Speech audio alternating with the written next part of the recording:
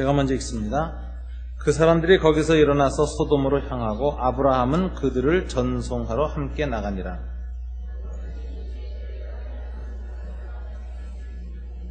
아브라함은 강대한 나라가 되고 천하 만민은 그로 말미암아 복을 받게 될 것이 아니냐.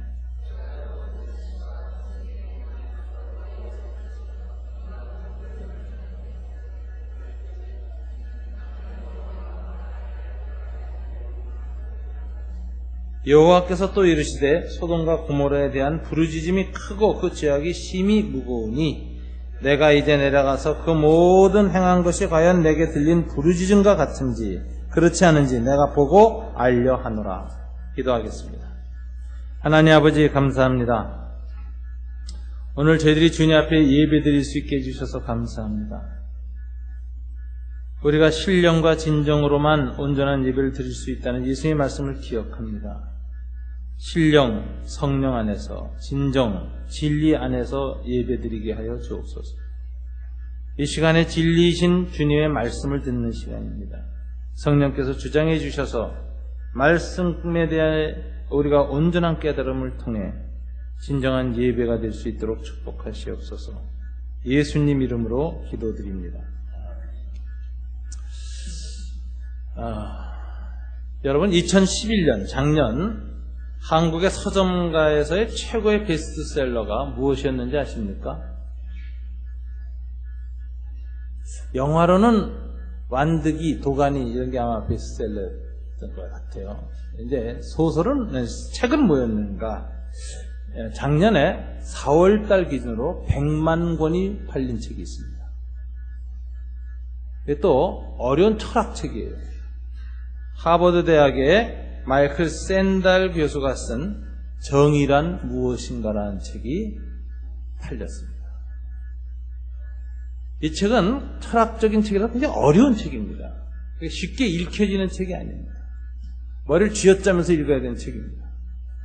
그런데 100만 권이 팔렸습니다.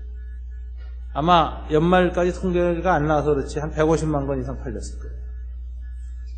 무슨 소린가? 한국 사회에 좀 생각한다는 사람들은 다 읽었다는 거예요. 이 책이 왜 이렇게 잘 읽히게 됐는가? 오늘날의 문제의 근원의 뿌리를 파헤쳤기 때문에 그래요. 지금 월가 사태라든가 전 세계가 지금 고통을 당하고 있는 문제는 신자유주의 체제의 문제입니다. 이 신자유주의 경제가 뭔가를 이분이 철학적으로 접근을 한 거예요. 그래서 공리주의와 자유주의라는 사상의 기초에서 나온 정의는 한계가 있다. 권력과 정보와 돈을 독점하고 있는 사람들에서 정의가 얼마든지 왜곡될 수 있다. 그래서 샌달 교수가 현재 전 세계에 정의의 위기가 왔다고 보는 것이고 대안으로 공동체적 정의가 필요하다라는 입장을 갖게 된 겁니다. 개인주의와 자유주의 문제점을 다룬 겁니다. 그래서 이 책이 전 세계에서 작년에 베스트셀러가 됐고 한국은 무려 100만 부가 넘었다. 왜 특별히 이렇게 정의가 한국 사회에서 화두가 되었을까요? 온 세계가 신자유주의 체제 안에서 경제정의를 상실했기 때문인데 특별히 MB 정권 하에서 한국 사회는 경제정의가 땅에 떨어졌기 때문에 그렇습니다. 정의를 실종당한 한국 사회의 한국인들은 지금 현재 모두 정의에 목말라 합니다. 이런 사회적 맥락 속에서 오늘 본문이 우리에게 굉장히 중요한 본문입니다. 왜? 오늘 본문은 하나님이 아브라함에게 하나님의 정의가 무엇인가를 가르쳐주는 본문이기 때문에 그렇습니다. 오늘 본문에 제일 주목해야 될 것은 18절, 19절인데요. 18절, 19절에 보면 하나님이 아브라함을 선택하신 목적이 나옵니다. 하나님이 아브라함을 왜 선택하셨을까요? 왜 하나님이 아브라함을 통해서 이스라엘이라는 나라를 택한 나라로 만드셨을까요? 왜 오늘날 기독교인들은 새 이스라엘에서 하나님 나라의 공동체로 택함을 받았을까요? 왜 교회와 그리스도인들은 하나님의 택함 받은 백성이 되었을까요? 그 목적이 여기 나와 있습니다. 18절, 19절 두 가지 목적이 있습니다. 다 같이 읽어볼까요? 아브라함은 강대한 나라가 되고 천하 만민은 그로 말미암아 복을 받게 될 것이 아니냐. 내가 그로 그 자식과 권속에게 명하여 여호와의 도를 지켜 의와 공도를 행하게 하려고 그를 택하였나니 이는 나 여호와가 아브라함에게 대하여 말한 일을 이루려 함이니라. 첫째, 하나님이 오늘 보면은 17절에 보면 아브라함에게 세 사람이 왔습니다. 둘은 천사였고 한 사람은 하나님 자신이 사람의 모습으로 온 거예요. 그런데 두 명은 소돔으로 떠났어요. 그리고 아브라함 앞에 이 한 사람은 남았어요. 남은 이유가 17절에 나오죠. 여호와께서 이르시되 내가 하려는 것을 아브라함에게 숨기겠느냐. 지금 내가 소돔과 고모라에 가서 하려는 일을 아브라함에게 알려줘야 되겠다 이래요. 그 이유가 18절 19절에 나오는데 첫째 이유 18절이죠. 아브라함은 무슨 나라가 돼요? 강대한 나라가 되고 천하 만민은 그로 말미암아 복을 받게 될 것이 아니냐. 아브라함은 만민의 복의 근원이 될 것이다. 아브라함을 통해서 온 세계 만민이 복을 받아야 될 것이기 때문에 아브라함에게 지금 내가 소돔과 고모라에서 하려는 일을 꼭 알려줘야 되겠다. 이걸 알아야만 아브라함은 축복의 통로가 되기 때문에, 이걸 모르면 아브라함은 축복의 통로가 될 수 없기 때문에, 세계 만민이 복을 얻으려면 아브라함이 소돔과 고모라에 대해서 행하시는 하나님의 일을 알아야만 축복의 통로가 되기 때문이다.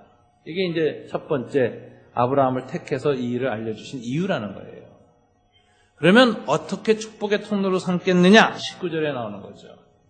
내가 그로 그 자식과 권속에게 명하여 여호와의 도를 지켜 뭐를 행하게 하려고 그를 택하였나니? 의와 공도를 행하게 하려고 그를 택하였나니? 즉 정의를 행하게 하려고 그를 택했다는 거예요. 정의로워야, 아브라함이 정의로워야 세상 만민에게 대한 축복의 통로로 쓸 수 있다는 거예요. 하나님의 축복은 정의라는 그릇에 담기는 겁니다. 정의가 없으면 하나님의 축복을 담을 수가 없어요. 정의롭지 못한 공동체는 하나님의 축복의 통로가 될 수가 없어요. 오늘날 교회와 그리스도인들이 하나님의 나라의 공동체로서 정의롭지 못하면 교회를 통해서 하나님이 세상을 축복할 수 없습니다. 물론 교회에 하나님의 축복이 담길 수 없고 교회를 통해서 세상을 축복하려는 하나님의 계획도 어긋납니다. 문제는 정의입니다. 정의. 그래서 하나님께서는 이 정의가 얼마나 중요한가, 정의가 축복의 근거라는 것을 깨닫게 하기 위해서 내가 아브라함에게 지금 하려는 일을 설명할 것이다. 그렇게 해놓고 이 깨달음을 역사적 실물 교훈으로 하는 겁니다. 그래서 이제 아브라함에게 소돔에 관한 이야기를 하시는 겁니다. 그래서 20절, 21절에 보면 하나님의 정의가 축복의 통로다라는 이야기하에 하나님의 정의란 그럼 어떤 것인가? 하나님이 싫어하시는 불의란 무엇인가를 20절, 21절에서 얘기하고 있습니다. 20절을 한번 읽어볼까요?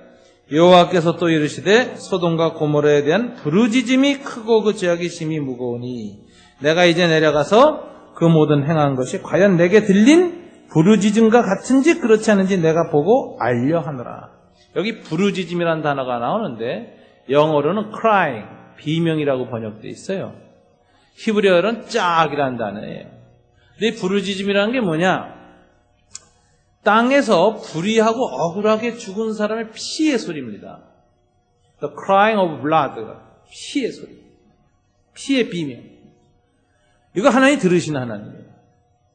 창세기에 보면 가인에서 아벨이 죽었어요. 아벨의 땅에서 울러나온 핏소리를 하나님이 들으시고 가인에게 오십니다. 레아와 아벨이 어디 있느냐? 하나님은 우주의 저 구석에서 인류를 창조해놓고 구경하시는 하나님이 아니에요. 우리가 섬긴 여호와 하나님은 인간의 문제와 인간의 죄와 인간의 비극에 참여하시는 하나님, 개입하시는 하나님. 이 하나님이 개입하게 되는 동기는 딱 하나예요. 부르짖음이에요. 부르짖음. 들려오는 부르짖음. 하나님은 땅 위의 소리에 귀를 기울이고 계십니다. 이 부르짖음이 소돔과 고모라에서 올라왔어요. 그래서 오늘 하나님이 소돔과 고모라의 부르짖음이 원인이 된 소돔과 고모라의 죄악이 과연 그러한지 내가 진상조사하러 지금 천사들과 함께 가노라. 이게 얘기하죠. 하나님은 항상 구원의 행동을 하실 때 부르짖음을 듣고 하셨습니다. 애굽의 바라오에게 밑에서 고통당하는 이스라엘 백성이 출애굽기 2장에 보면 부르짖습니다. 그 부르짖음을 들으시고 하나님이 아브라함과 이삭과 야곱과 세운 언약을 기억하셔서 가시떨기 가운데 임재하시고 모세를 부르시고 10가지 재앙을 내려서 애굽을 치시면서 이스라엘을 출애굽시키는 겁니다. 출애굽의 동기도 부르짖음입니다. 오늘 하나님은 땅의 부르짖음의 길을 그리시는 재판장이신 하나님이십니다. 진상조사를 하러 인간의 비극적 현실에 참여하시는 하나님이십니다. 역사 안에 개입하시는 역사의 하나님이십니다. 이 하나님이 오늘 아브라함한테 이제부터 내가 소돔과 고모라에 대해서 하려는 일을 보고 너는 하나님이 정의를 얼마나 중요시 여기는지 알고 정의를 회복하고 정의를 실천하여야 만민의 축복의 통로로 쓰임받을 것이다. 오늘 하나님 이것을 가르쳐주고 계십니다.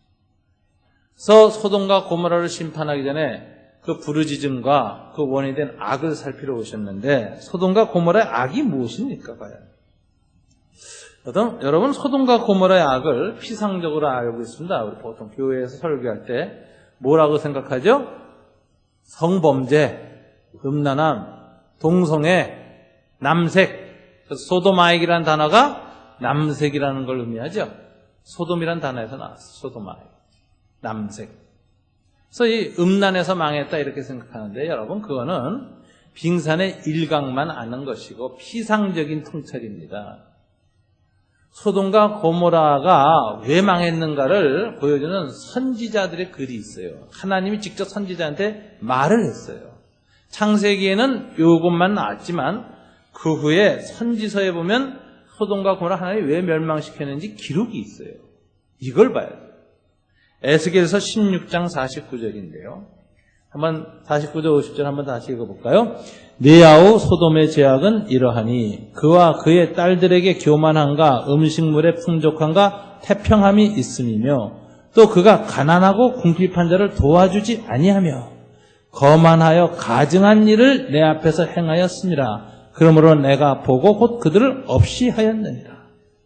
여기 하나님이 왜 소돔을 없애버렸습니까? 49절 보니까 그 죄악은 이러하다라고 하면서 소돔의 백성들이 교만과 풍족과 태평이 있는데 가난하고 궁핍한 자를 도와주지 않았다. 이렇게 얘기했어요.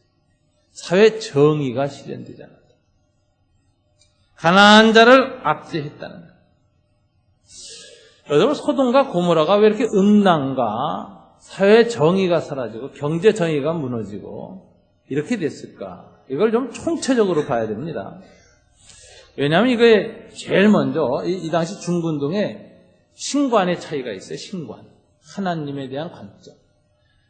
이 아브라함과 이 히브리인들 또 우리 오늘 기독교에 계시된 하나님은 언약의 하나님이에요. 법계약을 체결하시고 말씀을 주신 하나님이에요. 인간과 말씀으로 관계를 맺으세요. 근데 그 말씀의 핵심이 윤리적인 겁니다. 십계명이에요. 여호와 하나님은 좀 까다로워요. 이 신은 윤리를 요구해요. 윤리를. 말씀에 대한 순종을 요구해. 정의를 요구해. 이게 아주 인간의 타락한 본성으로 참 까다로운 신이 나타난 거예요. 근데 이 당시 중근동의 이방신들은 그렇지 않아요. 중근동 이방신은 전능한 신인데 자기를 섬기기만 하면 제사나 드리고 그 신이 원하는 주술 행하고 주문 외우고 춤추고 예배드리고 뭐 이렇게 신비 제의를 행하면 그 신은 그 예배드리는 사람의 마음이나 예배드리는 사람의 윤리나 뭐 정의 이런 거 묻지 않고 그냥 축복하는 신이에요. 언약의 신이 아니에요. 그래서 이스라엘은 아무리 예배드려도 소용없어. 하나님은 예배 안 속아요. 아무리 금식하고 기도하고 부흥회 모이고 박수치고 찬송 불러야 소용없다니까요. 하나님은 이사야서에 보면 너희가 내게 많이 기도할지라도 그 단어가 금식하며라는 걸 의미하는 거예요. 금식하며 기도할지라도 내가 너희의 기도에 응답하지 아니할 것은 기도를 덜 했기 때문이 아니라 너희 손에, 기도하는 손에 피가 가득함이라. 피가 있다. 피가. 억울한 데 피가 있다. 정의가 없는 놈들이 기도하면 무슨 내가 기도를 받겠냐. 이방인들의 이 당시에 고대 중근동의 이 신앙체계는 정의가 없어요.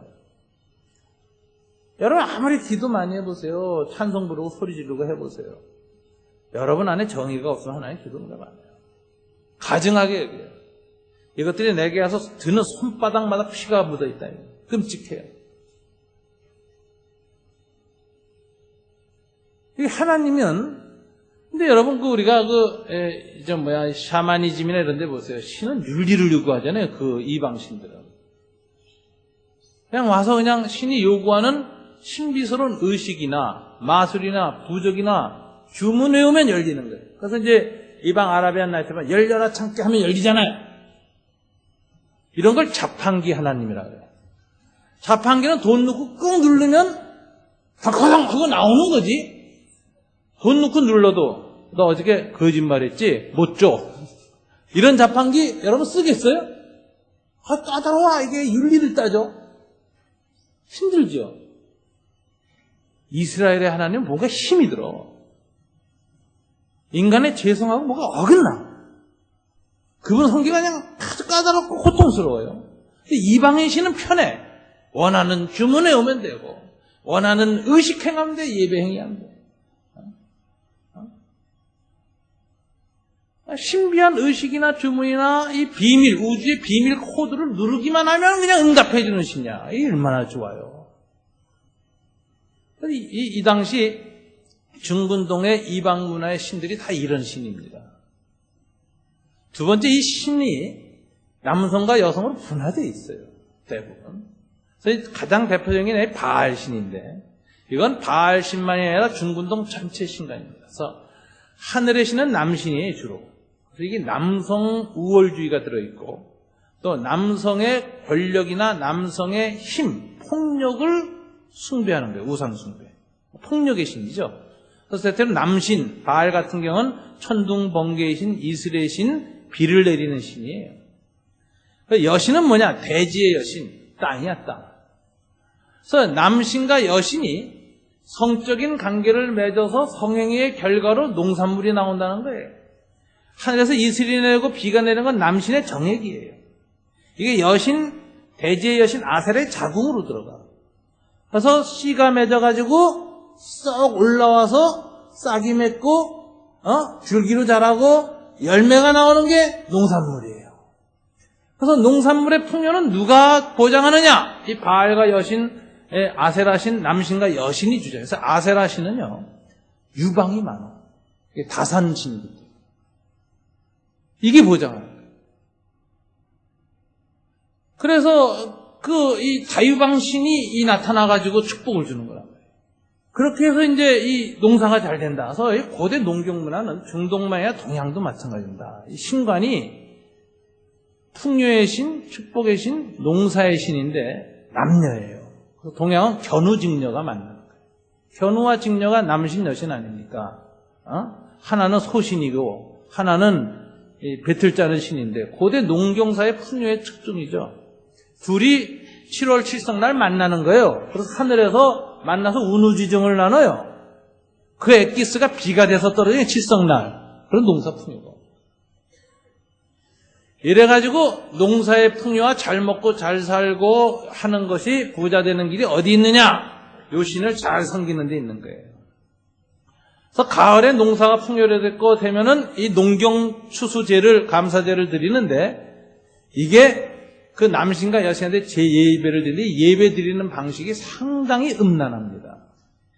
남신과 여신의 만남을 축복하는 제이기 때문에 이 농경의 신은 상당히 제사 형태가 이 신과 신 사이의 성교 행위를 제사 드리는 무당하고 제사 드리는 사람 사이에서 반영을 해요. 그래서 이걸 거룩한 성행이라고 그러는 거예요. 제의적 성교를 행해요. 그래서 이게 이제 어디에 가장 많이 나타나냐면 헤로도토스라는 로마의 그리스 사가가 있는데, 이 사람이 예수님 오시기 전에 200년 전 사람이거든요. BC 2세기. 이 사람이 중근동 지향을 여행을 하면서 각 나라, 페르시아나 이 아랍 쪽 중근동의 나라들도 전부 역사를 썼어요. 그걸 히스토리아라는 책이 있어요. 거기에 보면 무슨 기절이 나오느냐 하면은, 중동 지방의 아시리아 지방에 가서 아스탈티 여신 숭배하는 장면을 묘사를 했어요. 근데 이 아스탈티 여신은 이스라엘에서는 아세라 여신을 가리치는 거예요. 근데 아스탈티 여신을 숭배하는데 그 신전에 이 제사장이 있고, 그 다음에 제사를 드릴 때 그 도시의 귀족 부인들이 전부 딸들과 여자들이 얼굴에 수건을 쓰고 신전 문 앞에 나란히 서 있어요. 그런 신전에 예배 드리러 오는 남자들이 그 여자를 아무나 데리고 들어가서 같이 예배를 드리는데 성행위를 해요. 그래야 그 지방과 그 도시에 축복이 온다고 믿는 거예요. 다산이 일어나고 풍요로워졌고 풍요 번영이 온다고 믿는 거예요. 그래서 헤로도토스가 그 장면을 모사하면서 이래서 이 지역의 가정윤리가 붕괴된다는 거예요. 남녀가 다 음란해져 버리고, 애들도 어렸을 때부터 음란하게 자라요. 어떤 특히 아데미 여신, 그래서 이게 뭐냐면 아프로디데 여신이거든요. 성경에 나오는 고린도의 신전이 있었으면 아프로디데 신전. 지중해 4개 4대 신전 중에 하나가 고린도에 있었어요. 얼마나 컸는지 신녀만 2만 명이 있었어요. 지중해에 배 타고 다니는 선원들이나 돈 있는 사람들은 다 아데미 여신 신전에 가서 한번 예배 드리는 게 소원이에요. 거기서 신전에 봉사하는 신녀들이 2만 명이 있었는데, 고린도 교회 인구가 그 당시에 10만 명에서 고린도시 전체가 인구의 5분의 1이 성전 창기였어요. 그래서 이것들이 중근동이나 아시아나 지중해에서 온 모든 사람들이 와서 그 신 앞에 신을 행하면서 성전에 있는 2만 명의 창기들과 성행위를 한단 말이에요. 그러니 고린도시가 음란한 시가 되는 거고, 고린도 교회도 음란해진 거예요. 문화의 영향을 받아서. 이게 중근동의 분야. 우리나라도 고구려 시대 부여 동맹해서 그 제천제를 보면은 거기에 무녀가 있어요. 신녀가. 근데 그 신녀와 예배드리러 오는 사람들이 다 같이 혼음을 행합니다. 술을 먹고 춤을 추고 가무를 하면서 무당과 차요. 근데 이 신녀는 대체로 하늘과 교통하는 자기 때문에 왕들이 항상 대표해서 그 최고 무당과 잠을 자게 돼 있어요. 그래서 여러분 화랑제도도 보면 화랑낭도들이 원화와 같이 잠을 자는데 원화는 여자죠 다. 그래서 그 마시린이 뭐냐 하는 게 다 그래서 나온 거예요. 이게 고대의 동서양을 막론하고 농경 문화 속에서는 이런 신사상이 가득해요. 그러니까 이런 신을 섬기면 음란해지는 거예요, 사회가. 어디서부터 음란해져? 위에서부터 음란해져요. 돈 있는 사람, 권력 잡은 사람, 지배층이 음란해져요. 그래서 바알과 아세라를 음란하게 섬긴다는 성경의 표현이 나오는 거예요. 선지자들이 질책을 하죠. 하나님이 가나안 땅에 들어간 이스라엘 백성이 가나안 땅에 바알과 아세라를 절대로 본받으면 안 된다. 바알과 아세라 섬기는 자를 죽여라, 이렇게까지 말하는 거예요. 그러면 이게 이렇게 무너지니까.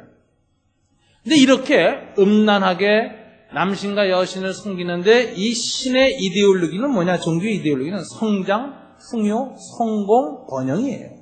잘 먹고 잘 살자. 그걸 위해서 이 신을 섬기자. 이렇게 하는데.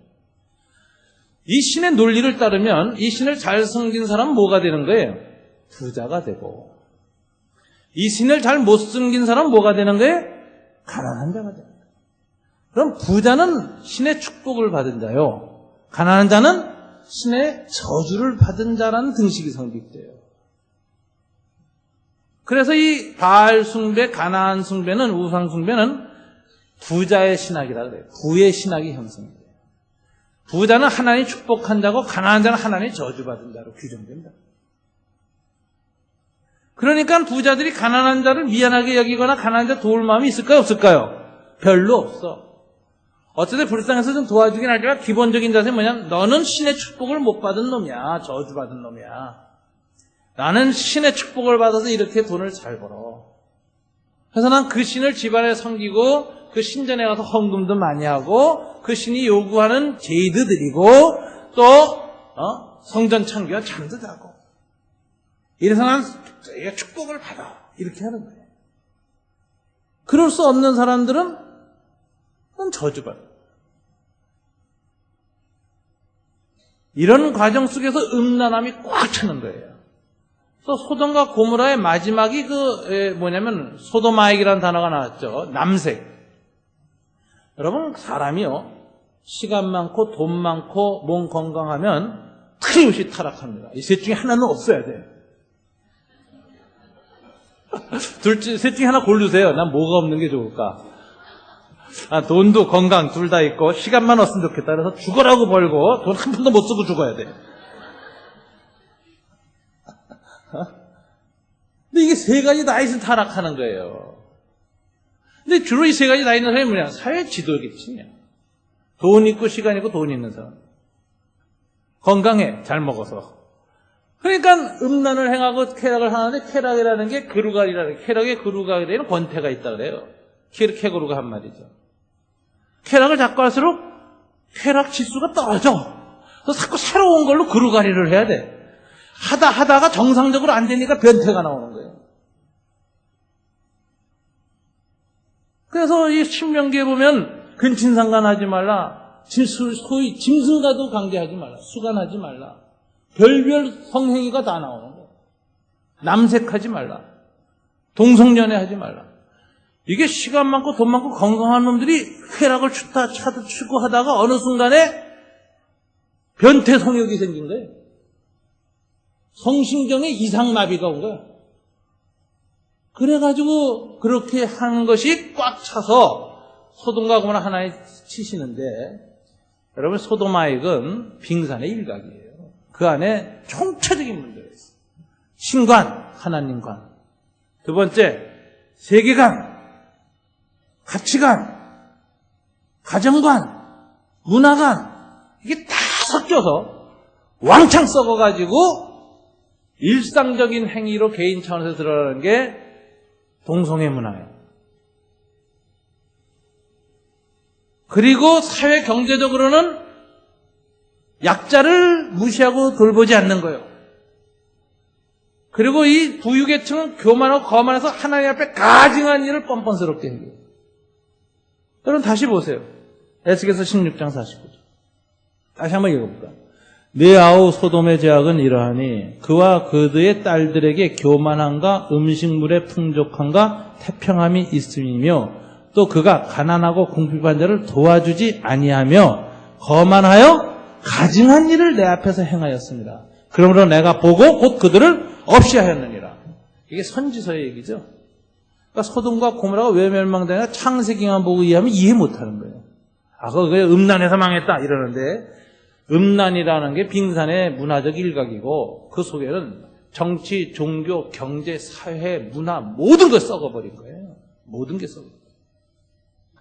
그리고 이제 여러분 예레미야서에 보면 예레미야 선지자를 통해서 하나님 말씀하시는데 특별히 선지자 역할을 하는 사람이 타락하면 그 꼴이 온다. 자, 다 같이 읽어볼까요? 내가 예루살렘 선지자들 가운데에도 가증한 일을 보았나니 그들은 간음을 행하며 거짓을 말하며 악을 행하는 자의 손을 강하게 하여 사람으로 그 악에서 돌이킴이 없게 하였은즉 그들은 다 내 앞에서 소돔과 다름이 없고 주민은 고모라와 다름이 없느니라. 지도자들은 소돔 사람처럼 됐고 하층민 백성들은 고모라 백성처럼 됐다. 그럼 왜 이렇게 됐을까요? 선지자들 때문에 그렇다는 거예요. 예루살렘 선지자들 중에도 가증한 일을 보았는데 예루살렘 선지자들 이게 뭘까요? 한 사회의 종교 지도자들, 목사 장로들, 예수쟁이라고 하는 사람들, 예수 믿는 그리스도인 사장들,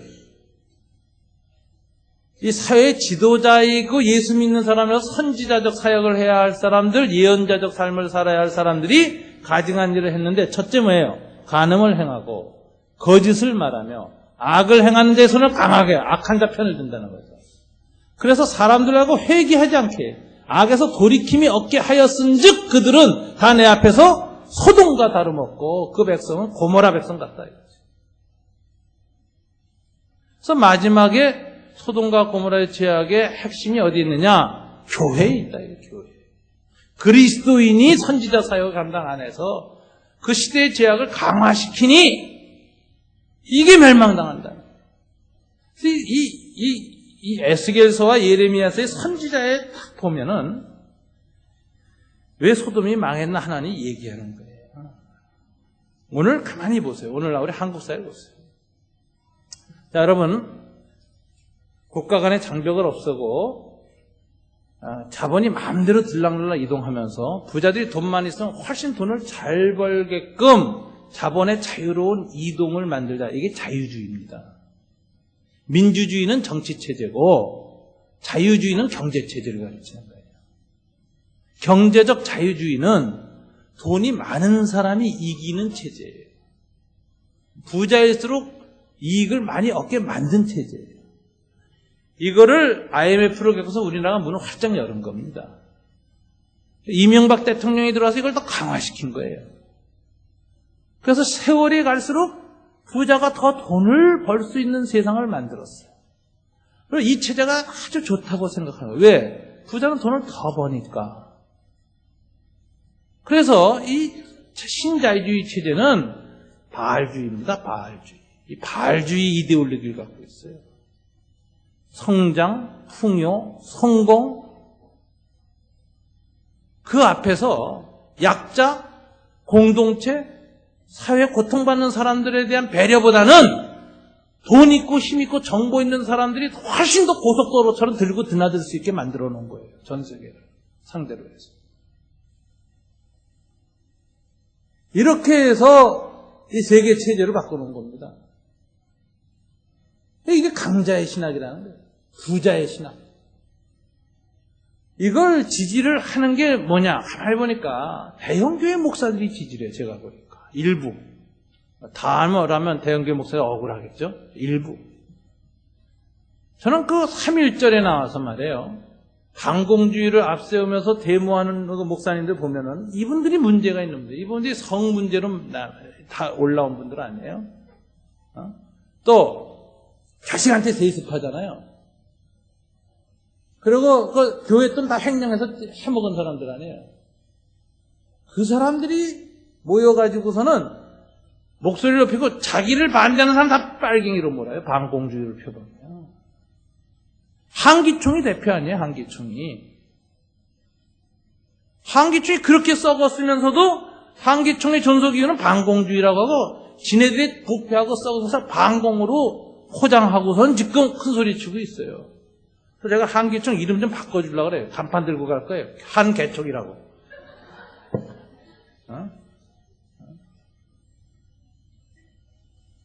이게 지금 이 한국교회 문제예요.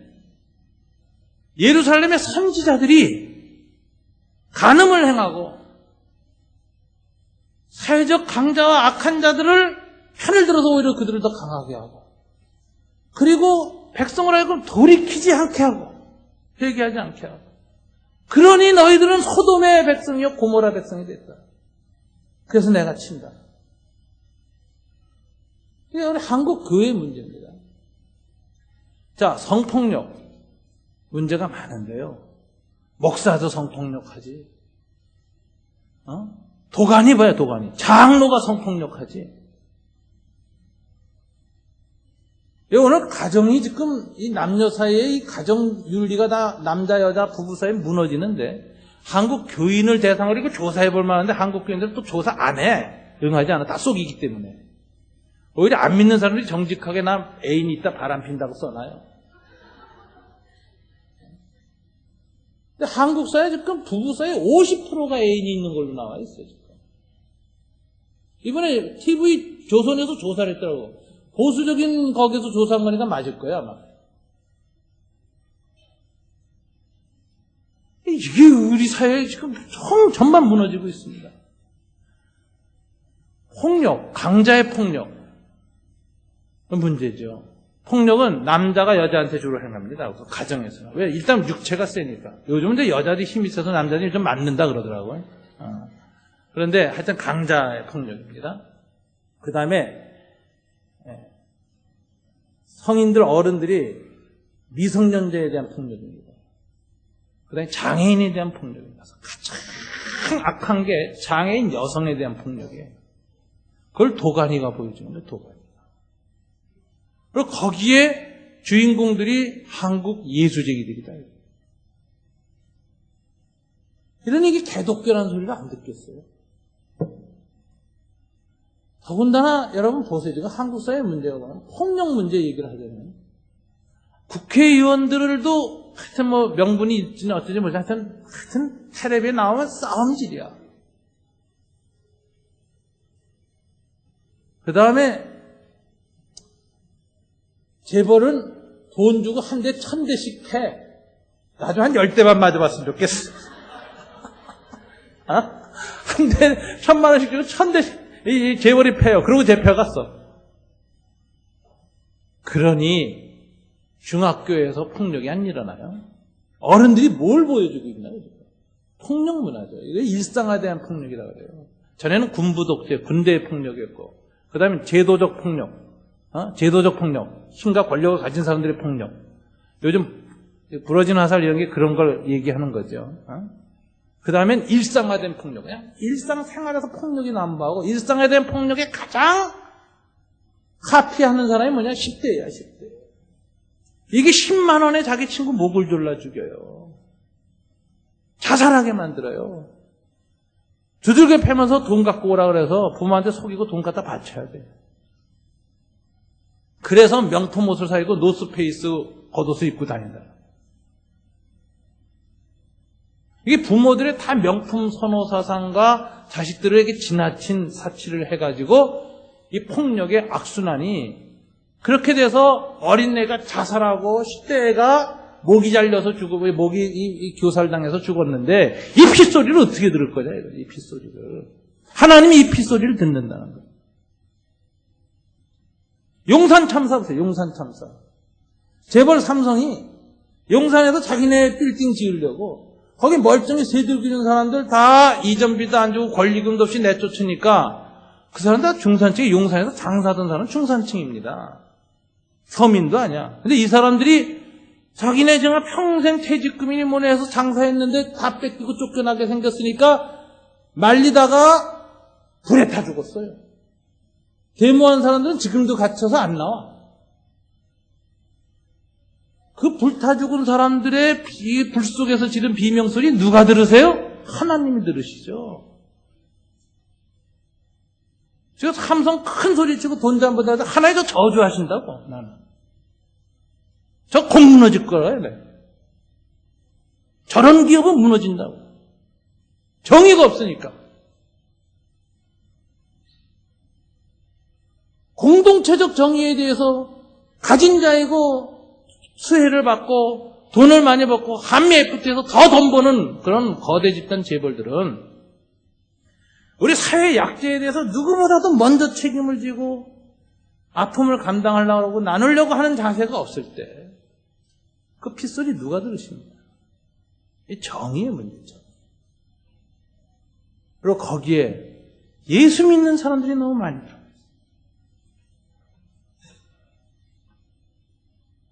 저는 이 대형교회 목사들 중에 일부가 3.1절에 가서 김정일이 죽어라 그러고 난리치고 때려잡으라고 소리 지르는데 제가 보기에 김정일을 가장 잘 닮은 사람들이에요. 지네들도 기쁨도 있지. 지네들도 교회도 마음대로 쓰지. 세습하지만. 무슨 김정일이 물러가라고 그 옛날에 그러냐. 야, 내가 하나님이래 너희들부터 물러가라 그러겠다. 여러분, 이 소돔과 고모라의 죄는 오늘 우리 한국 사회죠. 하나님 심판은 소돔과 고모라를 어떻게 하시느냐? 맨 처음 전쟁을 하셨어요. 그돌라오멜의 전쟁에 한번 고통을 당했죠. 그러면 그때 깨달았어야 되는데 깨닫지 않으니까 이제 천재지변으로 소돔과 고모라를 쳐서 멸망시킵니다. 한국 사회에 전쟁 위험이 있나? 아주 위험하죠. 사실은 지금 우리 아는 사람들은 다 앞으로 1, 2년이 제일 위험하다고 봐요. 북한이 지금 정권이 김정일한테 왔는데 김정일이 뒤에서 주장하는 군부 세력이 조금이라도 자기네 권력이 약화될 것 같고 군부 세력을 강화하려면 전쟁이 일어나야 군부가 정권을 쥐는 겁니다. 북한에서. 그러니까 저쪽에서 군사 도발 모험을 할 가능성이 있어요. 즉 연평도보다 더 큰 국지전 도발을 할 겁니다. 군부가 장악하기 위해서. 그런데 지금 남한 군부는 약이 올라 있어요. 몇 번 당했잖아요. 그래서 지금은 선교전 후응대 아닙니까? 그죠? 그래서 정치권이 개입하고 양쪽에 대통령이나 그 책임자끼리 할 라인도 없어졌죠. MB 정부에서 전화통도 다 끊어졌어요. 자기네 군대를 양쪽이 통제할 수 없는 상황에서 군부끼리 부닥치게 생겼어요, 지금. 남한 군대 이제 양보 안 합니다. 이제는 저쪽에서 시키면 대통령에게 보고 안 하고 그냥 박살 내겠다는 거예요. 그래서 연평도보다 더 긴 큰 국지전이 일시적이라도 터지면 어떻게 되느냐? 남한에 들어온 외국 자본 다 나갑니다. IMF보다도 무서운 상황이 와요. 달러가 몇 배로 오를 거예요. 한국 경제는 완전히 무너져요. 저는 여러분 우리 사회 문제가 뭐냐? 정의의 위기가 있다. 뭐 경제의 위기가 있다, 성문화의 위기가 있다, 윤리의 위기가 있다 다 그러는데요. 그건 다 피상적인 것이고 가장 근본적인 성취는 뭐냐? 정의의 위기다. 작년에 정의라는 책이 100만 부가 팔렸다는 건 우리 한국 사회의 문제를 단적으로 보여줍니다. 정의에 목마른 사회다. 여러분, 우리는 소돔과 고모라 같은 사회 속에서, 이 한국 사회 속에서 예언자적 전통을 받고 서 있는 공동체입니다. 복음을 가지고 예언자적 태도로 살지 않으면 교회는 오히려 소돔 백성처럼 됩니다. 강한 자 편을 들면 안 됩니다. 부자의 편 들면 안 됩니다. 약한 사람, 힘든 사람 편에 서서 우리 사회가 정의를 다시 회복할 수 있도록 예언자적 실천, 예언자적 헌신, 대안을 모색할 때 교회는 개독교란 소리에서 벗어날 수 있는 다른 방법이 없어요. 오늘 하나님이 아브라함에게 내가 너를 택한 것은 너를 통해서 이 세상 모든 사람들에게 축복을 주고 축복의 통로로 삼으려 하는데 축복의 통로가 되려면 제일 중요한 게 정의다. 하나님 말씀을 지켜 공의로운 공동체가 되라. 그것이 얼마나 중요한 걸 보여주기 위해서 내가 역사 속에서 소돔과 고모라가 멸망당하는 과정을 통해서 보여주겠노라. 뼈에 새기고 마음에 새겨라. 하나님 나라는 정의의 공동체가 되라. 오늘 한국교회가 이거 새기지 않고 모여서 예배나 잘 드리면 예수 무당 공동체입니다. 오늘날 목회자들이 정의에 대한 도전을 하지 않고 그저 은총과 축복과 자비만 베풀라고 소리 지르면 무당이에요, 무당. 예수 무당. 바알주의자들이에요. 거짓 선지자예요. 예수 이름으로 세상에서 돈 잘 벌어서 잘 먹고 잘 사는 성장, 성공, 풍요, 번영의 신학을 외치면 모세 밑에서 나왔던 참 이 문제, 소를 만들어 놓고 이를 너희를 위하여 이끌어내는 여호와다라고 얘기해서 황금을 여호와 이름으로 숭배하게 만드는 아론의 우상 숭배. 이게 오늘날 목사들이 하고 있는 짓이에요. 그러니까 이런 것을 우리가 분별하고 해야 돼요. TV에 기독교 보면 마치 말이죠. 이 TV 설교하는 거 보면 저 사람이 코미디언인가 하는 사람들이 있어요. 분당에 무슨 교회 무슨 목사 예배를 이렇게 보면 완전 코미디예요. 거긴 정의도 없고 윤리도 없어요. 그런데 왜 교회는 그렇게 많고 교회가 그렇게 큰지 난 그런 상황을 보고 그거 좋다고 웃고 기도하고 아멘 아멘 하는 사람들 보면 난 교인에 대해서 절망해요. 요즘은 난 동료 목사한테도 절망하지만 교인들을 보면 절망감이 와요. 이게 도대체 이거 무슨 집단인가 이거. 무당 집단이에요. 무당. 바알주의예요. 바알. 그래서 우리가 먼저 철저하게 회개해야 됩니다. 한국 사회와 한국 기독교의 대안은 딱 하나예요. 하나님의 공의를 회복하는 것. 공의에 목마른 한국 사회의 공의가 무엇인가를 보여주는 것. 이 싸움에서 한치도 물러나지 않고 위치를 지키는 것. 이것만이 우리에게 하나님의 자비가 임할 수 있는 길이다. 기억하시고 우리가 한국 사회, 한국 교회를 위해서 기도해야 할 때입니다. 다 같이 기도하시겠습니다.